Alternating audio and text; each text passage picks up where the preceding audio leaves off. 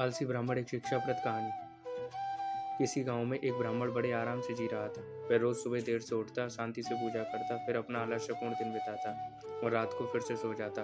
उसकी पत्नी, जो किसान की बेटी थी, उसके साथ खुश नहीं थी, क्योंकि वह सारा काम खुद ही करती थी, जबकि उसका पति सिर्फ आराम से बैठा रहता था। दिन बीतते गए, ब्राह्मण के घर वाले उसके आलस्यपूर्ण जीवन से परेशान हो रहे थे।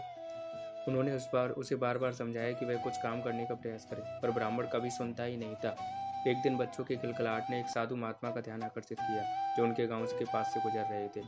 ब्राह्मण ने देखा कि बच्चे साधु महात्मा के चरणों में गिरकर उनका आशीर्वाद ले रहे हैं। इसके बाद उन्होंने साधु का स्वागत किया और उन्हें अपने घर पर आने के लिए कहा। साधु महात्मा ने धन्यवाद दिया और रात के खाने के लिए उनके घर पर आए। ब्राह्मण और उसकी पत्नी ने साधु के लिए सबसे अच्छा भोजन तैयार किया और उनकी सेवा में अच्छे से विशेष ध्यान दिया। साधु महात्मा ने उनकी सेवा के लिए प्रसन्न होकर उनसे कोई एक वरदान मांगने की अनुमति दी।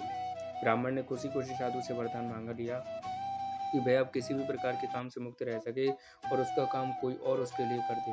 साधु महात्मा ने वरदान देते समय एक जिन्न को उसके साथ भेज दिया और कहा कि ब्राह्मण के सारे काम कर देगा, लेकिन ब्राह्मण को एक बात ध्यान देना होगा कि जिन्न को हमेशा व्यस्त रखना होगा। अगर उसको काम नहीं मिलता तो वह ब्राह्मण को खा सकता है। जब ब्राह्मण को यह बात पता चली तो उसको अब कोई भी काम नहीं करना पड़ेगा, तो वह बहुत खुश हो गया। उसने जिन्न को पहला काम खेत जोतने का दिया। जिन्न वहां से गायब हो जाता है और ब्राह्मण की खुशी का ठिकाना नहीं रहता। कुछ ही देर में जिन्न फिर आ जाता है और बोलता है कि खेत जोत दिया, दूसरा काम दीजिए मुझे, वरना मैं तुम्हें खा जाऊंगा। ब्राह्मण डरकर बिलबिलाया और बोला, ठीक है, तुम्हें खेत में जाकर सिंचाई करनी है। जिन्न तुरंत खेत में पहुंच गया और सिंचाई शुरू कर दी। इसके बाद वह फिर ब्राह्मण के पास आ गया और पूछा, अब कौन सा काम करना है। ब्राह्मण को अब अचानक समझ में आया कि वह जिन्न को एक ऐसा काम करने देने जा रहा था जिसे जिन्न ने तुरंत पूरा कर दिया है, इसलिए ब्राह्मण के पास अब और कोई काम नहीं था जिसे वह जिन्न को दे सके। जिन्न ने फिर से कहा, मुझे कौन सा काम करना है बताओ, वरना मैं तुम्हें खा जाऊंगा।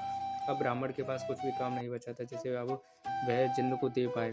वह बहुत ही डर गया। जब ब्राह्मण की पत्नी अपने पति को डरा हुआ देखती है तो वह अपने पति को इस संकट से निकालने के बारे में सोचने लगती है। वह ब्राह्मण से बोलती है कि स्वामी, अगर आप मुझे वचन देंगे कि आप कभी आलस नहीं करेंगे और अपने सभी काम खुद करेंगे तो मैं इस जिन्न को काम दे सकती हूँ। इस पर ब्राह्मण सोचता है कि पता नहीं क्या काम देगी। अपनी जान बचाने के लिए ब्राह्मण अपनी पत्नी को वचन दे देता है। इसके बाद ब्राह्मण की पत्नी जिनसे बोलती है कि हमारे यहाँ एक कुत्ता है, तुम जाकर उसकी पूंछ पूरी सीधी कर दो, याद रखना उसकी पूंछ एकदम सीधी होनी चाहिए। जिन बोलता है कि अभी यह काम कर देता हूँ। यह बोलकर वह वहाँ से चला जाता है और लाख कोशिश के बाद भी कुत्ते की पूंछ सीधी नहीं कर पाता और हार मान लेता है और हार कर जिन ब्राह्मण के यहाँ से चला जाता है। उस दिन के बाद से ब्राह्मण अपने आलस को छोड़कर कभी काम करने लगता है और उसका परिवार खुशी खुशी रहने लगता है। मोरल: आलस्य से बचें। हमें किसी भी काम को टालने या आलस्य में डूबने की आदत नहीं बनानी चाहिए। दोस्तों, ब्राह्मण और जिन की ये कहानी आपको कैसी लगी कमेंट में बताइएगा।